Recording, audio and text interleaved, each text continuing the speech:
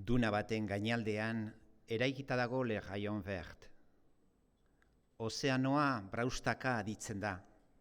Zientoka maskorrek elkar igustean egiten duten hots latza.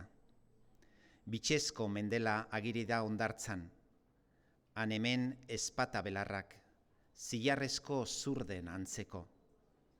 Kalatxori bat topatu nuen lurrean hilda, tripaz gora, begiak dilista horiskak bihurtuta. Hanka bat katigaturik zeukan autoa usteko zaila mugatzen duen sare metalikoan. Ate aurrean pilaturiko hondar tontorra kendu behar izan nuen etxera sartzeko. Aldarte eskasa nuen halako zereginari ekiteko, baina egin nuen, negar muzinak gora bera.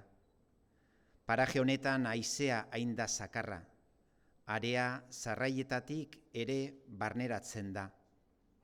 Pala bat behar da eskura, beste toki batzuetan esku larruak edo eltxoen aurkako ukendua behar izaten diren moduan.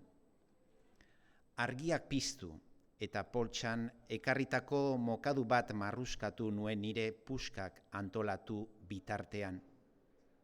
Idaztera etorri naiz, boligrafoa pikotxa bihurtu zait baina. Idatzi egingo dut, kontakizun dudana idatziz jartzeak nolabaiteko ieskortasun sentipena emango didalako.